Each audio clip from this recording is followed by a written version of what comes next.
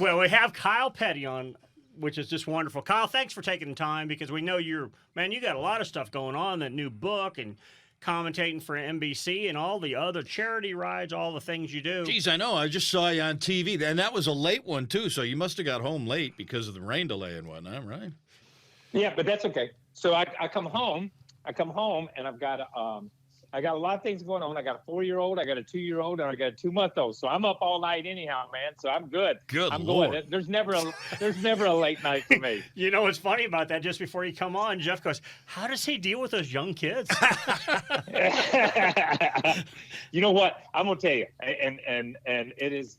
They are, and Mike, you know this. I've always lived my life exactly backwards. Where the only time I was on the same page with everybody else was when we were meeting somewhere in the middle and I was going one way and they were going the other way. But it has been Overton and Cotton and Devant now and Morgan. I mean, it's been a blessing. I swear it keeps you going. It keeps you up. It keeps you motivated. It keeps you headed in the right direction. And they are just, man, and Mike can appreciate this. When you worked in a family business, you did all your stuff, you just busting your butt to get ahead, man. You're out there every day trying to make something happen, and racing, that's the way it always was. You just got to make something happen for yourself, you know? And sometimes your wife and the family suffers because you spend more time focused on trying to get ahead on the racetrack than you do at home. You know what I mean? And that's a bad thing to say, but that's just the facts of life in the sport. But, now at this place in life, I got nothing but time, man. I got nothing but time for these kids, and it's just a different place. It's a different feeling. So you reinvented yourself at home. That's cool. Yeah, right. That's exactly right. And that's a great way to put it. Honestly, that is a great way to put it because you have an opportunity to make up for mistakes and make up for things that you didn't do the first time. You know what I mean?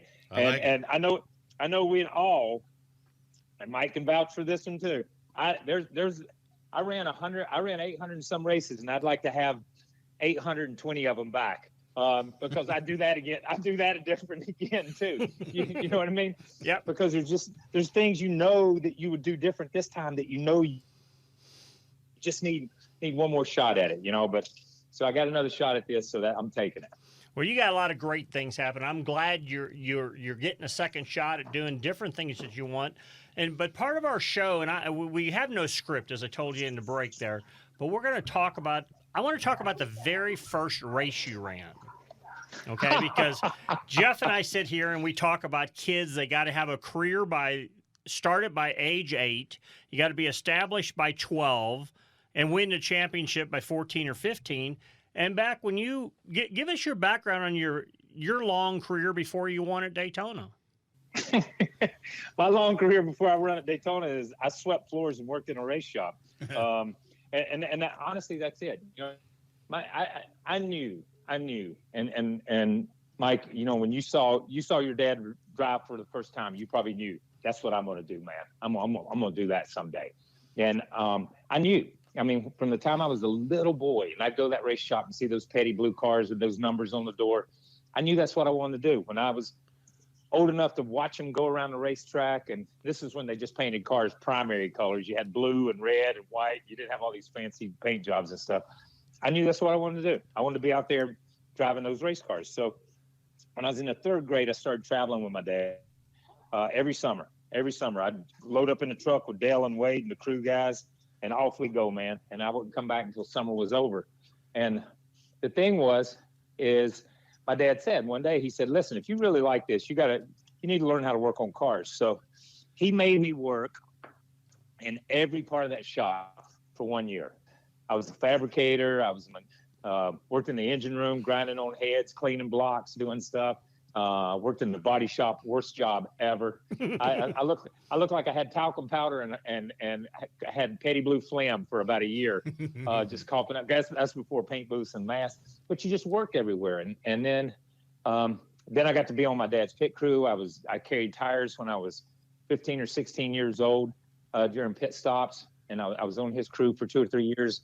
And then one day he said, if you can get that old car ready over there, we'll take it and test somewhere. So I'm thinking, ooh, I'm gonna be a race car driver. They're gonna let me go test somewhere. So me and Steve Meal was working there at the time, we worked on that thing, and we got that thing ready. And I said, well, where are we going to go test? And my dad said, we're going to go to Daytona and test. And I said, are you kidding me? I ain't never even driven a race car. He said, it don't make no difference. It ain't going to be that hard. And we go down there. And this is a true story. And so we go down there for the test. And my dad says, well, come on, I'm going to show you how to get around this place. So I said, okay. So we take the car cover, and he throws it we throw it in the floorboard on the passenger side, and I crawl in, and he gets in. I think we're just going to go out and ride around with him. He puts on his seat belt, puts on his helmet, and we go out, and you warm up. You know how we used to have to warm up, get the gears warmed up and the oil warmed up. We ride around, a couple laps, and he's talking. And then we come off too, man, and he starts to get up to speed, and we go up through the gears. And then he's talking louder, and he's about halfway driving with one hand, and there's a big old bump over here. You don't want to run down here because there's a bump. But if you run up here next to the wall, it's a lot better in case the tire blows. You don't hit as hard. And he's telling me all this stuff, you know. And we run 193 miles an hour. And he's driving, strapped in, and I'm sitting on a car cover hanging onto a roll bar. And he's talking the whole time. And we come in, and I crawl out the window, and he crawls out, and he hands me his helmet. He says, now it's your turn. And I said, all right, let's go. And that's all the instruction I got. And I went out and run 151 miles an hour, man, my first lap around the racetrack. And I thought, holy crap, this is the greatest thing in the world.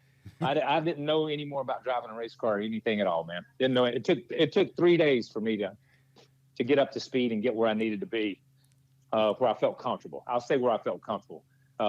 Going out, even by myself, nobody else on the racetrack. There was nobody down there but us. But it's a crazy way to start a career. It is a crazy way. And then, you know, that was my first race. I run a couple of dirt races after that, and my next race was Talladega. So I ran five cup races that year, and that ARCA race, and a handful of dirt races, and the next year I ran for Rookie of the Year in the Cup Series with 6 races of experience under my belt, and that was it. I guess teaching all these new kids, they don't need to go to Millbridge or anywhere to run that quarter-mile racetrack. Just go to Daytona. Line that baby up and let's roll. Just hop on the right side with the king and take a ride. Yeah. You know, I'm fascinated. You know, I think about it, and it was just normal. You know what I mean? I mean, it was just, I thought that's the way it was supposed to be. You're supposed to do it. You know what I mean? And you know, I just, that's what we did, because we had race cars. So that's what we did, you know, and it seemed normal to me.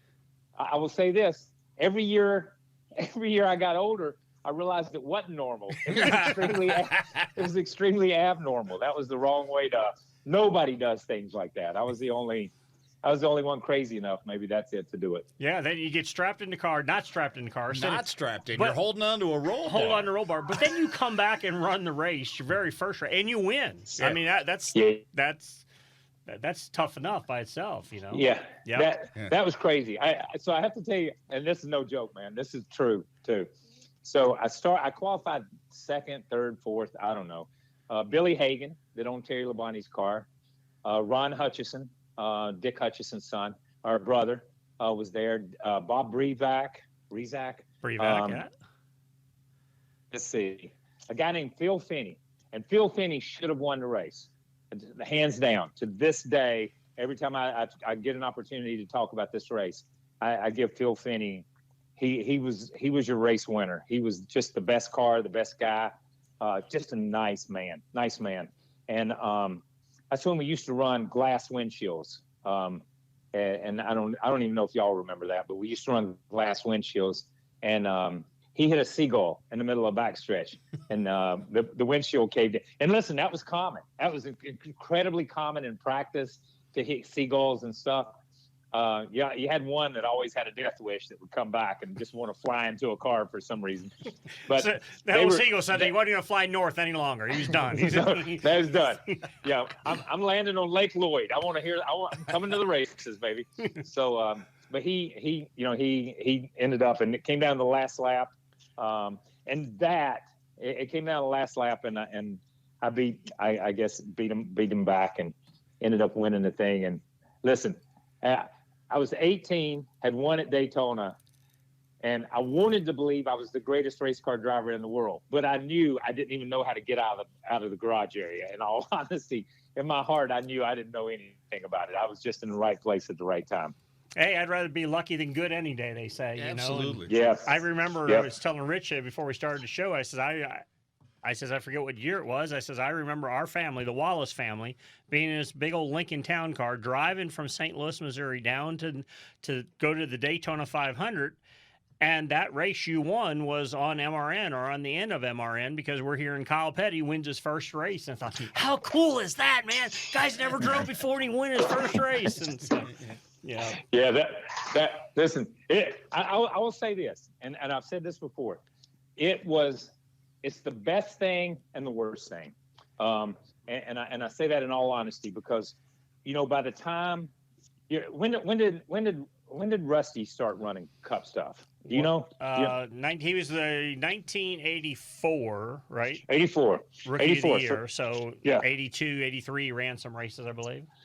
So check this out. So by the time I got to 84, 30, 60, I had a total, Mike, of 80 races under my belt. That's all I'd ever driven in my life.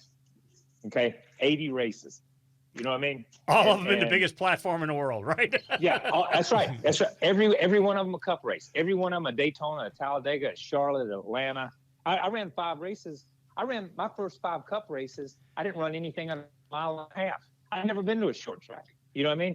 And the thing was, I was getting experience on a big track, but I didn't have any racing experience. Like Rusty had come off short tracks. Martin came off short tracks. They had racing experience. They knew how to race. I didn't know how to race. You know what I mean? I just know how to get in the car and go out there and run real fast. That was kind of it. So that's the bad part. That's the negative side of it. The plus side was, hell, I was getting to drive a Cup car against David Pearson and Richard Petty and Bobby Allison and then Dale Earnhardt Sr. and guys like that. That was the cool part. But the bad part was my learning curve took a lot longer to get to a point where I felt like I could be competitive or win races.